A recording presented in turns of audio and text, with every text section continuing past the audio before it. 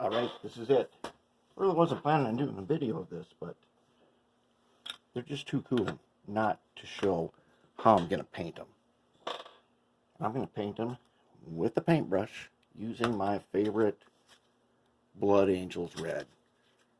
I know everybody's like, oh, you've done so many of those. Why don't you do it something else? I'm still into that. How come you don't airbrush them? I've airbrushed like 50 locomotives or more. Probably many more. My airbrush setup is unbelievable. But this is fun for me right now.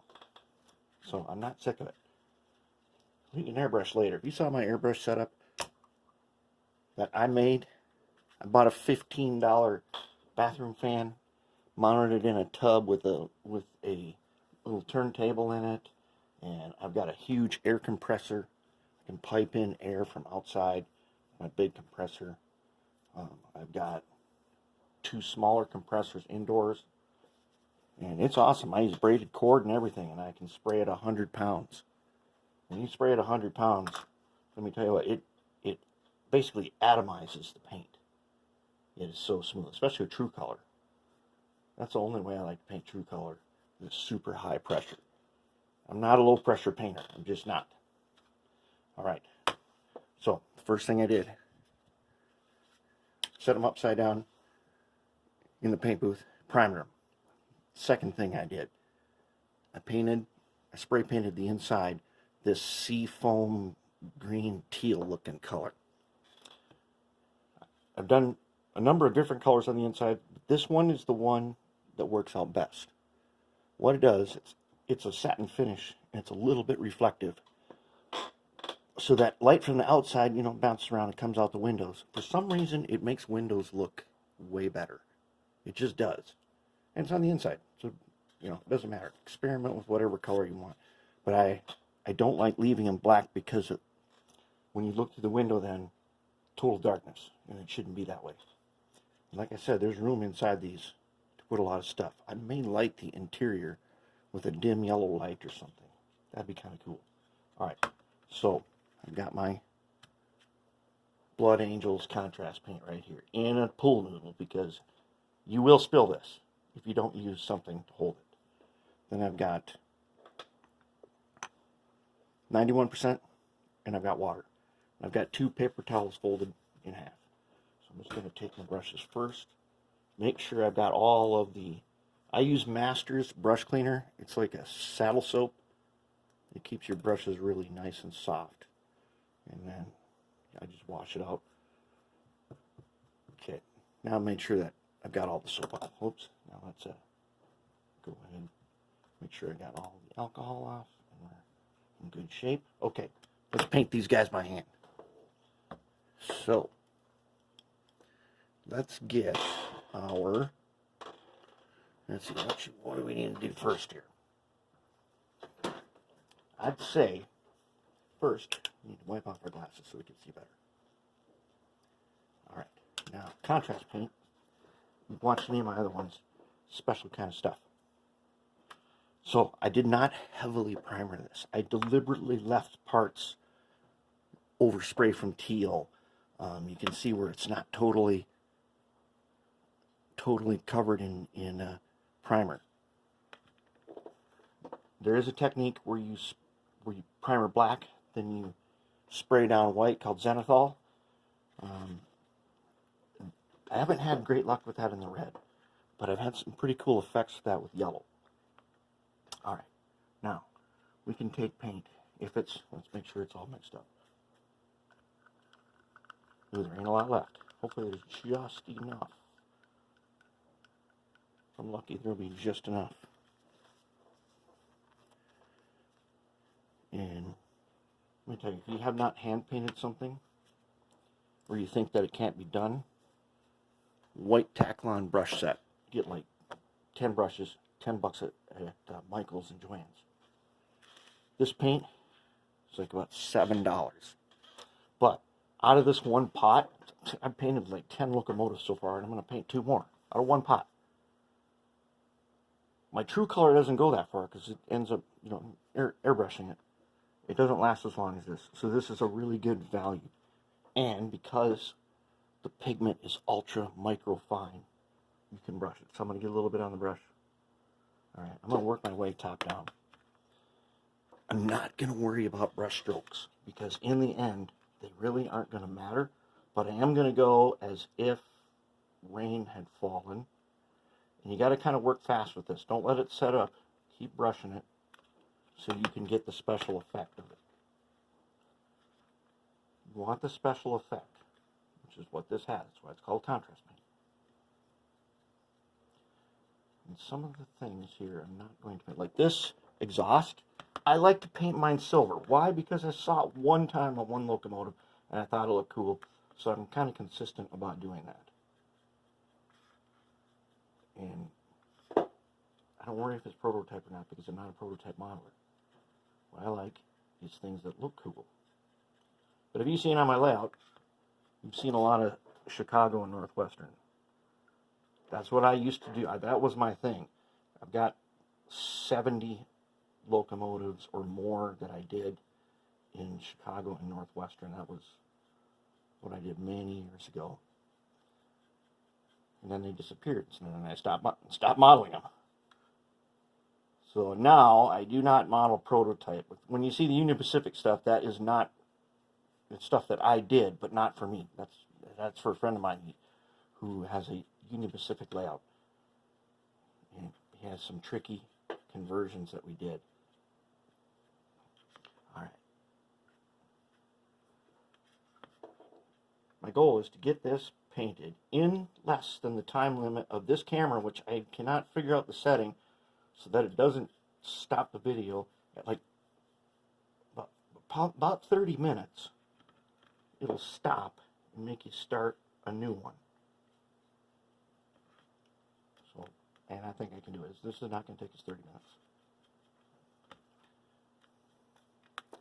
And we are going to get this thing knocked out really quick. I'm going to not paint certain things like these grills, since I know I'm going to paint them. They're going to be detailed differently. So I only want to get the parts that I need to have red on them. And I don't want to leave pools. I want to let it flow. So if I can get this to go fast enough. I just want to get it on there and then I'll start directing it a little bit. But it sets up super fast on this primer. But when I finish this, it'll be really 10 minutes before this paint is completely cured. It's that fast.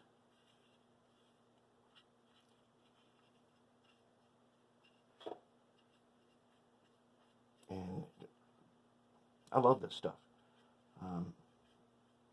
I was very resistant to switching from the old favorites, flow quill, scale coat, and enamels, because that's what I knew how to do.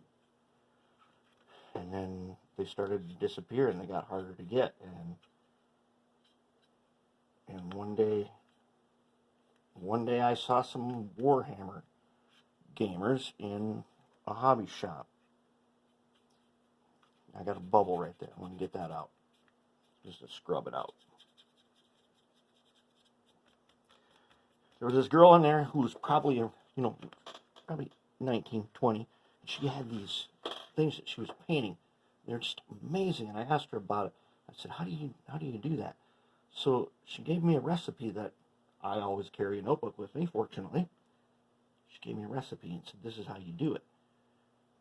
And I tried it on my first couple of locomotives. I'm like, wow, this is amazing. And then she said, but it's only good.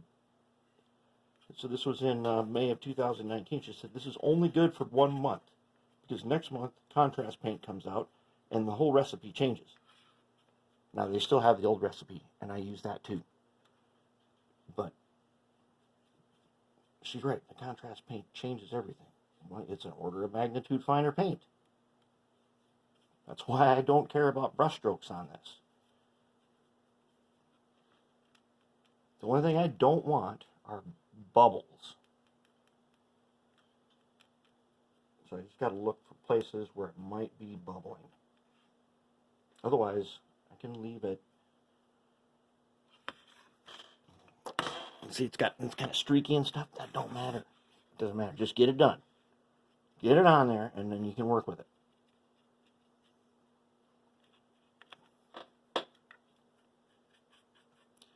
And so then I started using these.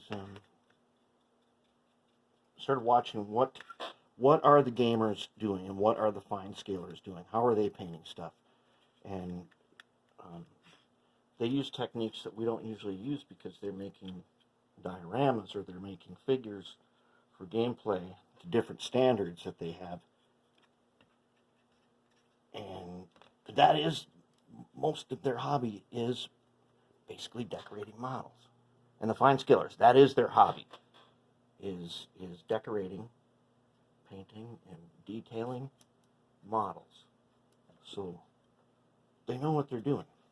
Their methods are very, very refined. They don't have to worry about fixing couplers and motors and laying track and building buildings and all that kind of stuff.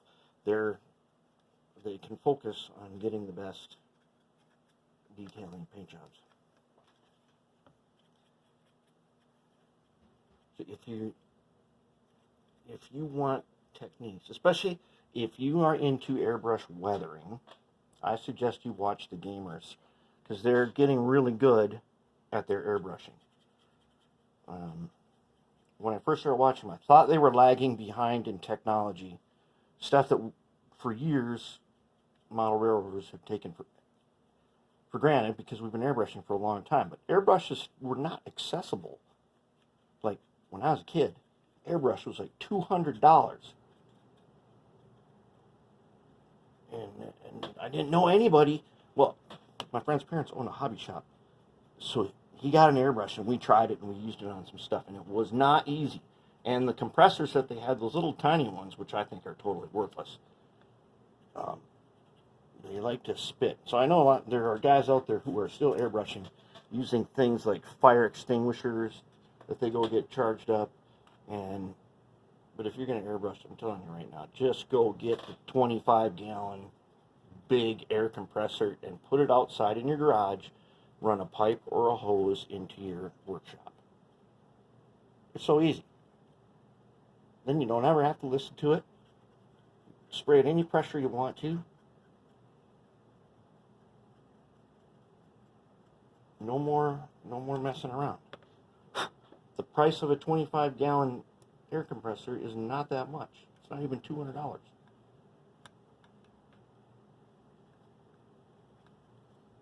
right, I'm just going to check it over now to see, did I get everything painted that I want painted red right now? Okay, I've got some bubbles there. Scrub them a little bit. Got some on the end. Scrub them out. I know some of you are thinking, oh, it's terrible. Looks horrible. I would suggest you take a look at what I did last year with the Krauss Maffei, or the F7. They look pretty sweet, especially those Krauss Maffeis. Now that I have got a method also, I believe I have solved the motor problem. Finally. I worked on the C-liners that I painted orange, those Atlas ones. Okay, I worked on those the other day, and I discovered that the regular AHM GP18 motor is what Rivarossi uses in the E9. Has the same mounting system as the Krauss Maffei and the C-liner, and I believe the BL2. And I got a whole bunch of those motors. And I figured out that the worm gear is a standard worm gear that comes in every gear replacement kit for robotics and all that kind of stuff. The worm gear is in there. In fact, it's longer, so you can trim it. And so you can replace The Krauss Maffeis have a Rivarossi motor in them that is proprietary, and that is like impossible to replace. But now that I know that the long shaft 2mm fits the correct worm, and the high speed of those AHM 3-pole motors mounted vertically, they work pretty dang good. On those E9s that I did, they are amazing performance. They're unbelievable. I would not replace that motor with anything. There isn't anything more appropriate or better than that motor. The only thing on the Krauss Maffei that might be a problem is the extremely long shaft that's required. And we'll see about that. I believe I can fix that. We'll get to it. One of these days we will work on a different color. But personally, I love red, orange, yellow. And I've got those pukey green ones too. They're meant to represent kind of the bad guys on my layout. That's why they're called City. My scheme of operations is going to be like the card system, but there's probably not going to be any cards since I've got computer monitors enough. It will be, well, if you're in the military and you ever went to a command post, it's going to be like that. There'll be big monitors with statuses all over the place. And big monitors at the Goodwill store, or big enough flat screen monitors, they're only $5. $5 for DVI monitors, used ones at the Goodwill store. So I got as many as can be hooked up to as many computers as I have, which is a lot. And I will simply use a MySQL database on my web server and put all of my operations into that. So it will be basically monitors. We'll just simply use a web browser, and they will display information. It'll be a simple menu where you choose what information you want to what web page you want to display on the monitor. That's how the operations go.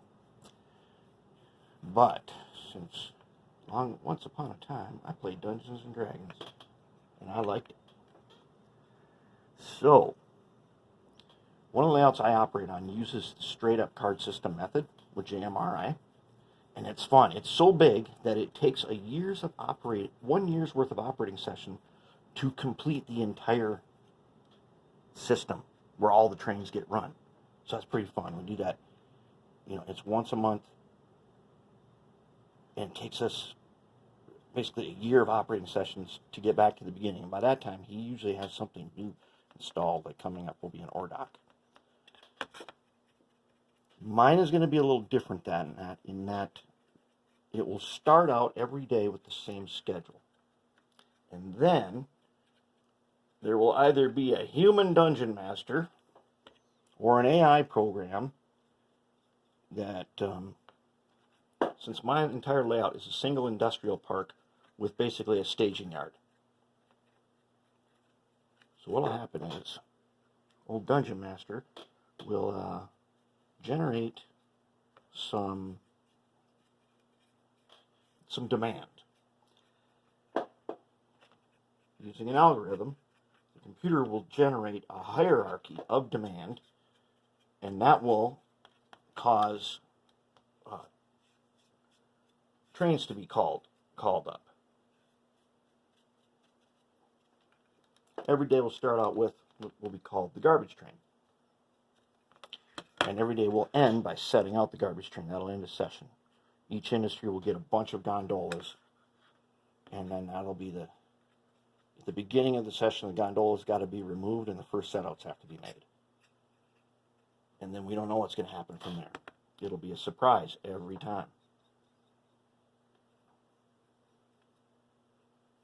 And it can be a person, or we can use an algorithm to figure out what trains will have to be run.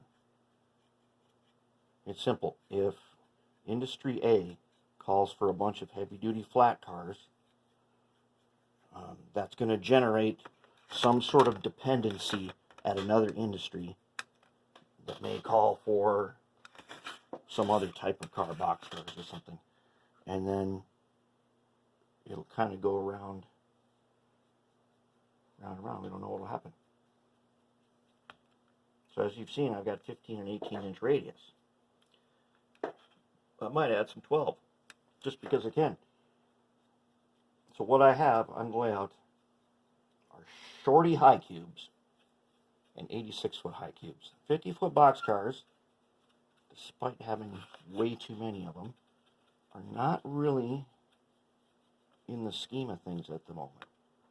It's very short tall cars or very long tall cars.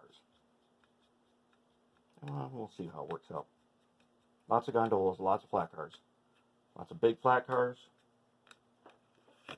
I think we're looking pretty good, and we're still under the time limit. We got there's 10 minutes now of where I can work with the paint. Now that I got the paint on here, I'm just going to clean my brush just a little bit. But I've got the paint on here now. So now, get it kind of wet. And now I just take a little tiny bit of water. I'm going to take this one that I did first. So now I want to, let's take a look. Where do I want more effect? Let's go for the side here a little bit. Okay, I've got a really watery brush now.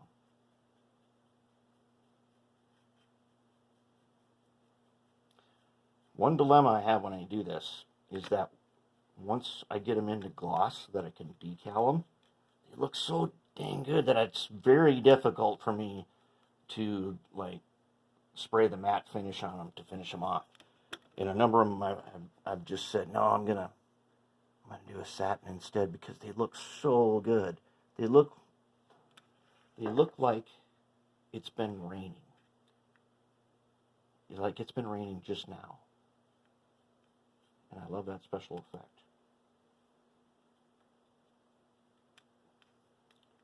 Alright, so that's how I'm doing it. And I'm going to say that this is we're going to be good to go on these, and they're going to look so cool. I believe they're going to be numbered in the 5000 series. And you know I like the great big numbers, but you know how those Krauss Maffeis turned out, or the F7 with the huge number up here, that was cool too. I'll have to think of something, we'll mix it up just a little bit with something really cool for these, because they're so nice. These are going to be, they will stand out a lot.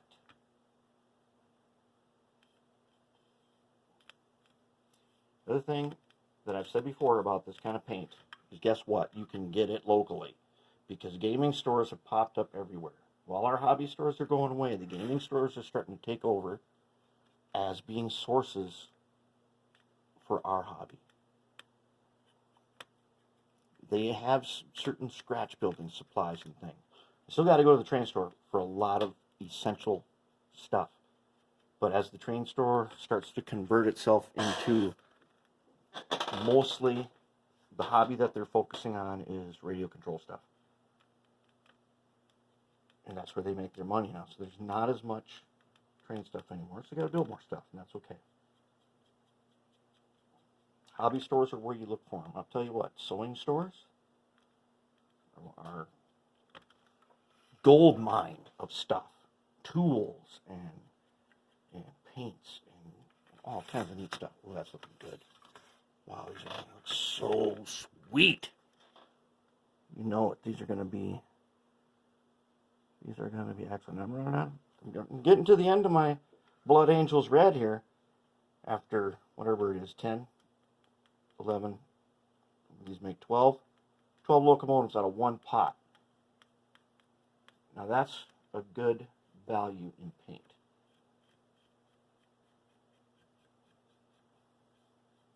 And as I get the watery mix on there,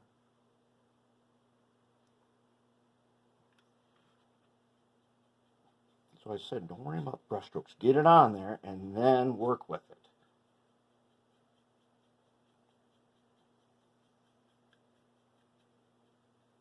One of the things this does, it uncovers details that we overlook. We think details have to be added, but you know what? When somebody designed this, they built details into it, and they're there. We just don't notice them as much. But with this stuff, yeah, we notice them more. All right, that ought to wrap it up for this. We're looking good. These are going to be fantastic. They are going to be super outstanding. We've got excellent performance. I took up 25 minutes of your time, and I painted 2 locomotives. It didn't make a huge mess. All I got to do is close the paint and clean the brush. And that's way easier than well, for me, cleaning the airbrush is nothing. I drop it in the ultrasonic cleaner with some mean green. Airbrush is perfect every time, inside and out. But some people, airbrushing is the thing you set up for, and that's just kind of the way it is. You watch the gamers, they get their airbrush like permanently set up. Mine is semi-permanently set up. But there it is. Blood Angel Red contrast paint. Citadel Blood Angel Red. All right. I'll do some more work on these, and then we will move on to the next step.